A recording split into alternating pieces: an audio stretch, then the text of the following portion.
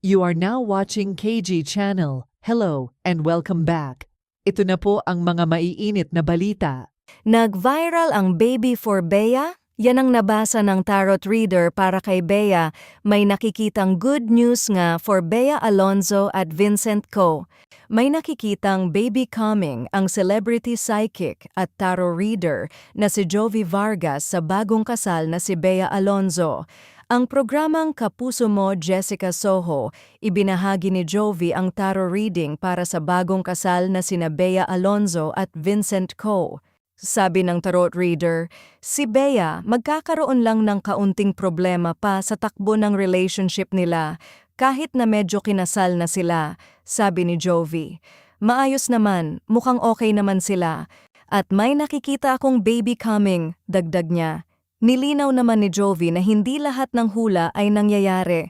Aniya, hindi lahat ng hula nangyayari. Salamat kung naganap at nakatulong ako. Ang balitang nagdadalang tao sina Bea Alonzo at Vincent Co ay kasalukuyang pinag-uusapan sa social media. Isang balitang nagdulot ng labis na kagalakan sa libu-libong tagahanga ng aktres sa buong bansa. Sabi pa ng ibang fans na napakaswerte ng magiging unang anak ni na Bea Alonzo at Vincent Co dahil agad siyang magiging bilyonaryo. Samantala, ilang araw matapos ang naging pribadong civil wedding ni Bea, muling binalikan ng mga netizen ang naturang panayam kung saan marami ang nagsabing tila nagkatotoo ang naging prediksyon ng psychic counselor na si Nikki Vizcarra. Sa interview na inilabas noong 2021, pabirong sinabi ni Bea, "Hindi pa ako ikakasal?" Ay hindi. Ang tanong, ikakasal pa ba ako? Bilang tugon, sinabi ni Nikki na nakikita niyang ikakasal si Bea at inihula pa na civil wedding muna ang mangyayari na susundan umano ng mas malaking selebrasyon. Dagdag pa niya magiging maganda rin ang marriage life ng actress. Civil wedding, pero matatagalan pa pero bongga naman yung magiging kasal mo and married life after. Kasi, if you'll be married now, may chances kang mag-separate kasi. Ito yung mapapangasawa mo, mature na kasi siya. Mature siya mag-isip and love niya is true. Hirit ng fans, Bea Alonzo dapat magbuntis agad kay Vincent Corner. Pinayuhan ng ilang netizens ang kapuso actress na si Bea Alonzo na magbuntis agad sa kanyang asawang bilyonaryong negosyante na si Vincent Co.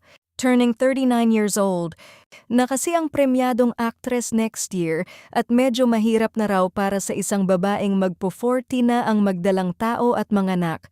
Sayang naman daw kasi ang magandang lahi ni Bea kung hindi siya mabibiyayaan ng mga supling kaya sana raw ay huwag na silang magpatumpik-tumpik pa ni Vincent sa paggawa ng baby.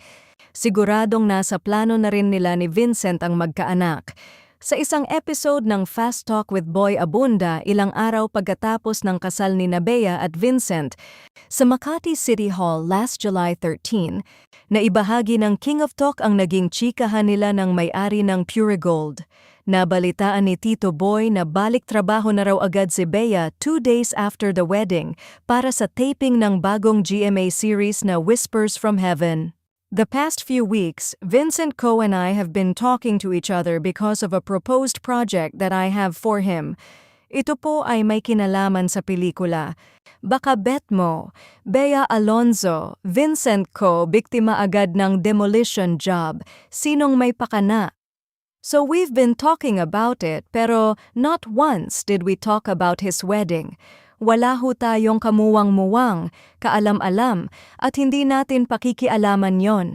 Dahil lumabas na po yung balita na sila'y ikinasal, nasa telepono kami ni Vincent. I spoke to him, nagkausap ho kami ni Vincent, and very matter-of-factly tinanong ko siya, "Vincent, ikaw ba ay ikinasal na kay Bea?" Sabi niya, very matter-of-factly din, "Opo, Tito." Sabi ko, "Vince, I'm so happy for you. I wish you both the best and God bless you." And then I asked him, "Are you traveling together after the wedding? Are you going to leave, travel out of the country?" Sabi niya, "Hindi Tito, maraming trabaho," ani Tito Boy. Kwento pa ng TV host, wala raw munang honeymoon ang bagong kasal dahil sa kanilang mga commitments. Wish naman ng mga fans na sana ay biyayaan sila agad ng supling dahil gustong-gusto umano ni Bea magkaanak dahil nababanggit naman niya ito noon. Ano ang masasabi niyo dito?